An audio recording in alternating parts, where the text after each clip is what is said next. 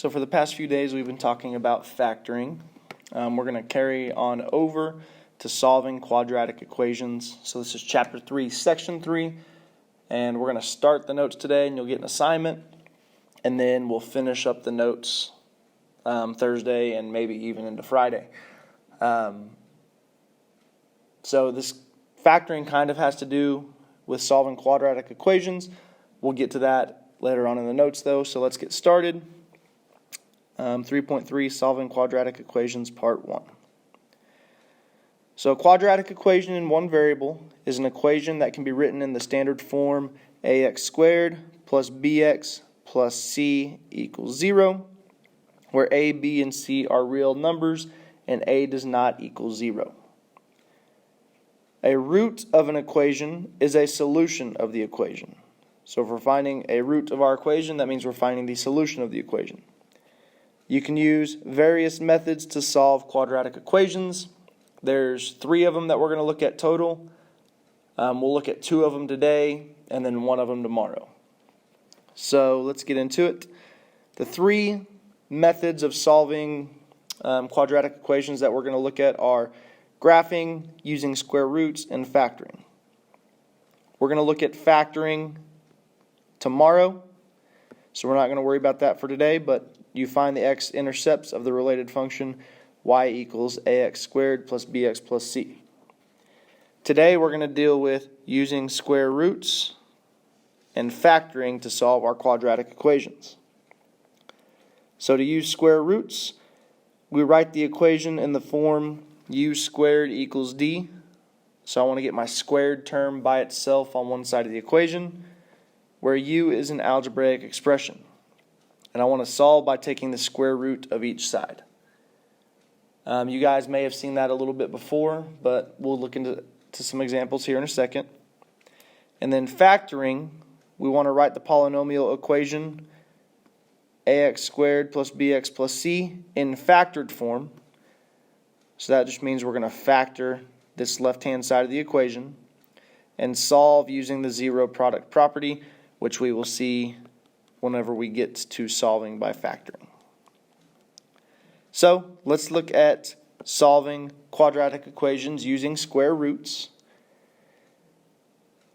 Now if you notice on all of these, we don't have just an x term. We have an x squared term and we have a constant. That's mainly the only time you're going to be solving using square roots. Because what I can do is I can isolate the squared term by itself. So I'm solving for x squared right now. So I'm adding 31 to both sides. Gives me 4x squared equals 49 plus 31 gives me 80. And then I'm getting x squared by itself, divide by 4. That gives me x squared equals 20.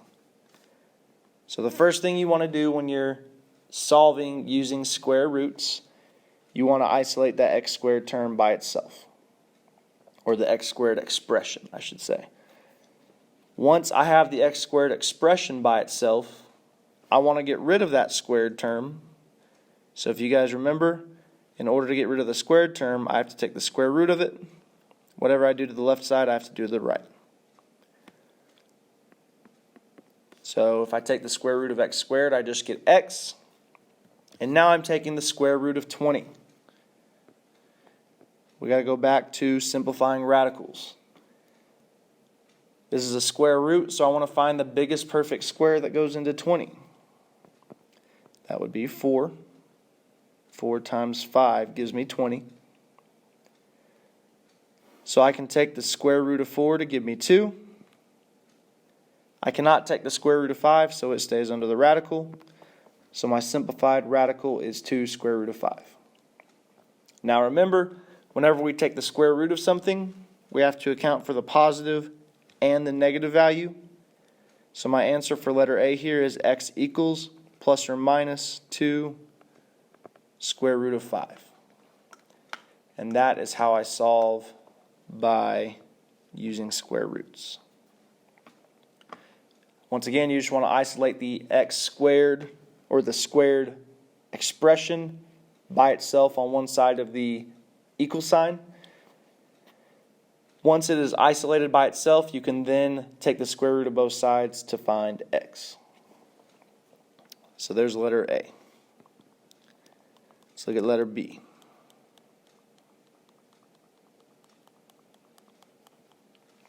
Letter B, I have 3x squared plus 9 equals 0. So once again, I'm going to try to isolate x squared by itself. So I'm going to subtract 9 from both sides. I get 3x squared equals negative 9. Divide both sides by 3. That gives me x squared equals negative 3. Now that my squared expression is isolated by itself on the left-hand side, I'm going to take the square root of both sides. Now, today we're just going to be talking about real roots or real solutions of our quadratic equations. So, I told you guys a few weeks ago when we were talking about our complex numbers that we can take the square root of a negative number. It would give us, in this case, it would be I square root of 3. But that's an imaginary number. If we're just talking about real numbers right now, we do not have a real root in this case. I would say no real roots for letter B. Because once again, when we're dealing with real numbers, we cannot take the square root of a negative number. So letter B would be no real roots. Hopefully you guys can understand the difference between those two things, imaginary numbers and real numbers. For today, we're just dealing with real numbers. So no real roots for letter B. That would be my answer. And let's look at letter C. So like I said, we want to get our squared expression by itself. So over here on B and A, my squared expression was just x squared. On letter C, my squared expression is x plus 3 squared.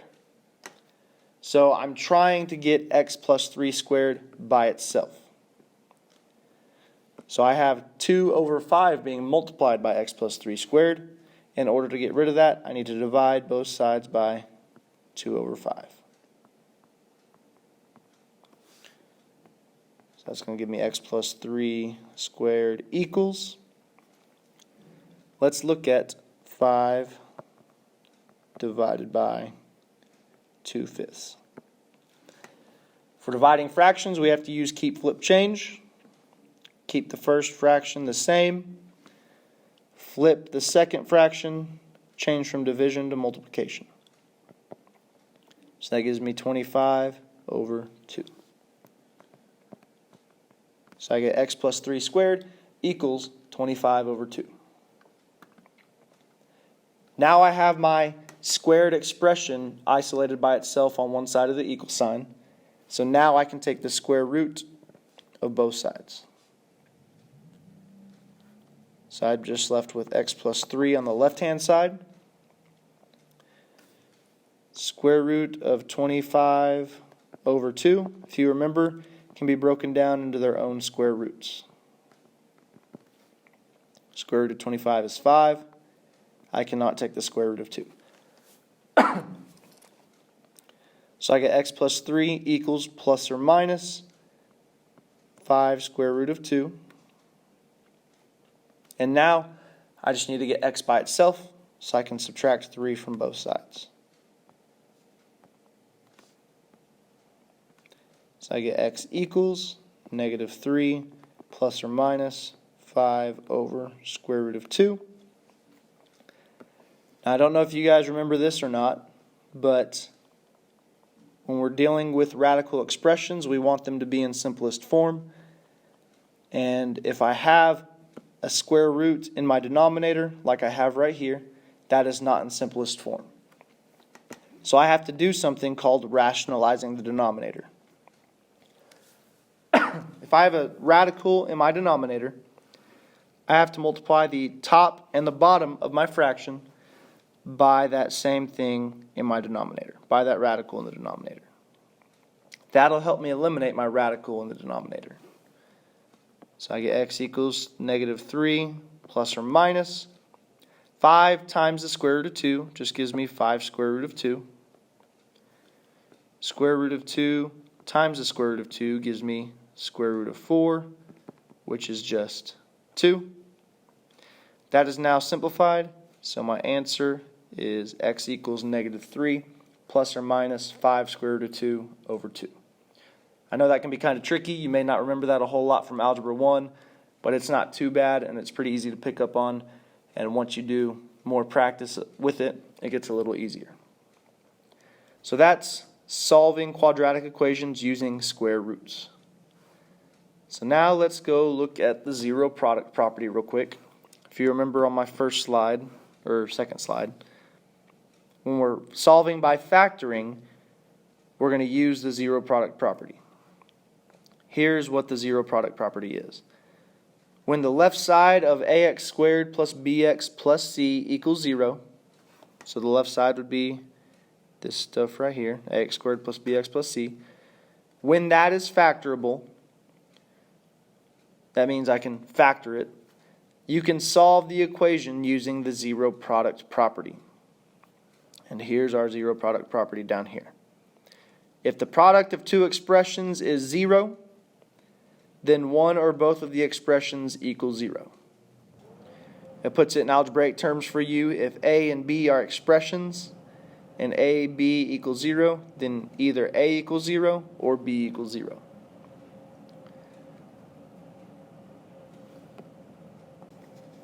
So let's say I had x squared plus 5x plus 6 equals 0. This is factorable. I could factor it into x plus 3 times x plus 2 equals 0. And now I can use my product property to solve this. Because these are both expressions. This is my a, this is my b expression.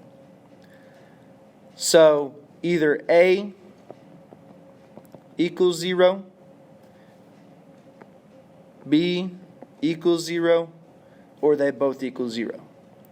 So I have to account for both of those by solving both of those. So I'm just subtracting 2 right here, so I'd get x equals -2. Subtracting 3 over here, I'd get x equals -3. And those would be my two answers. Hopefully that zero product property makes sense. If I have two things being multiplied, let's say I have x and y being multiplied and I get 0, then that means either x is 0 or y is 0, or they're both 0. Same thing up here. Either x plus 3, this expression equals 0, this expression equals 0, or they both equal 0. So that's why I have to set them both equal to 0 and solve for x. So let's look at example 2. Solving a quadratic equation by factoring. It says solve x squared minus 4x equals 45 by factoring. If you notice, this equation is not in this form right here. Actually, I'm sorry. This equation is not in this form right here. I don't have ax squared plus bx plus c equals 0. I can get it into that form, though, by subtracting my 45 over here on both sides, not 54. So I'd get x squared minus 4x minus 45 equals 0. Now it is in this form. Ax squared plus bx plus c equals 0. Let's see if this left side of our equation is factorable. Let's try to factor it. So we got to go back to our steps for factoring. I create my two sets of parentheses. Fill in the variable that I'm using and create my signs. Now I've got to create my x puzzle. My c value goes up top, b value goes in the bottom, and now I'm seeing which two numbers multiply to give me -45, add to give me -4. So some factors of 45, I know 9 and 5 multiply to give me 45.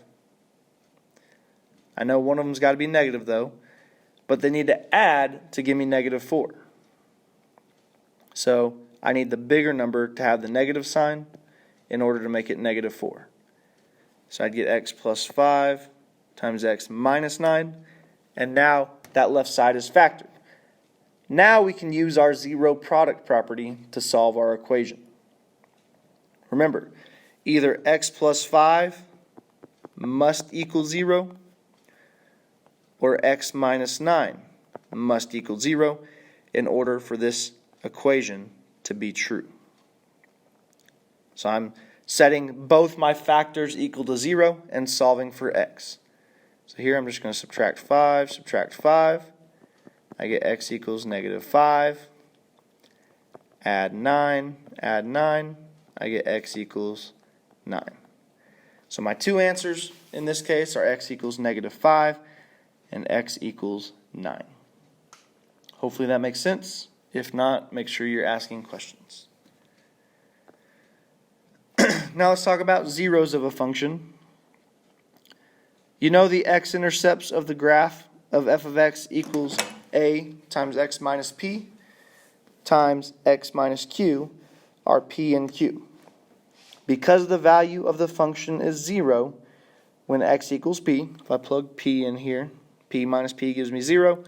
Anything multiplied by 0 is 0. And when x equals q, if I plug q in here, q minus q is 0. Once again, I'd get 0 for the whole thing. So the value of the function is 0 when x equals p and when x equals q. The numbers p and q are also called zeros of the function because they make my function 0. A zero of a function f is an x value for which my function equals 0, f of x equals 0. So to do that, to find the zeros of a function, I set my function equal to 0 and solve for x. Excuse me. So it says find the zeros of f of x equals 2x squared minus 11x plus 12. So I'm just taking my function, setting it equal to 0. 2x squared minus 11x plus 12. And now this looks very similar to this problem I did earlier when I solved by factoring. So it's exactly what we're going to do here. We're going to factor this quadratic equation. So I don't have a GCF to factor out, and I've got a number other than 1 in front of x squared. That means I need to slide and divide. Slide my 2 over. So I get x squared minus 11x. 2 times 12 gives me 24. Now I can work on factoring this expression. X and x, my signs are going to be minus and minus. Now I've got to fill in my x puzzle. Positive 24 up top, negative 11 down below. I'm looking for numbers that multiply to give me 24, add to give me negative 11. So negative 8 and negative 3 multiply to give me positive 24 and add to give me negative 11. So those are my numbers that I'm going to be using. So now, don't forget, whenever we slide and divide, whenever we get our factors, we have to divide them by the number we multiplied by earlier. So I've got to divide both of them by 2. That needs to be a 3, not an 8.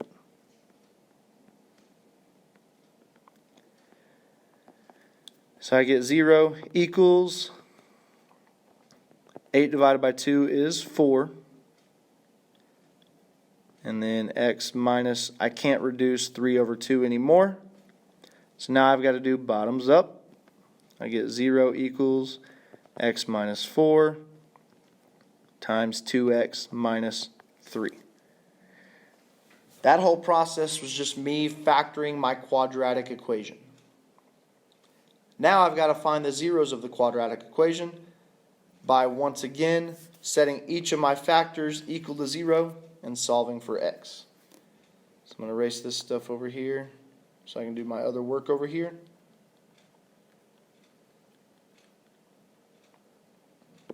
So I'm setting x minus 4 equal to 0, 2x minus 3 equal to 0, and solving both of them for x.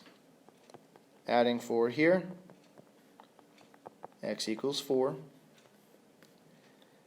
Adding 3 over here, 2x equals 3. Divide by 2, x would equal 3 halves, or 1.5, however you want to write it.